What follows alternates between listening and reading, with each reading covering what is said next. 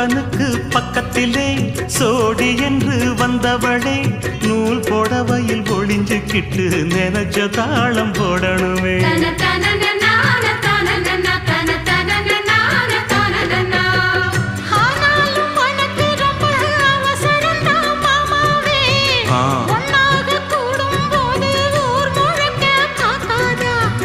பார்த்தாலும் தவறு இல்ல பனியுறங்கும் ரோசாவே, உன்னால சொத்த வச்ச மூக்குலதான் வைக்காதா.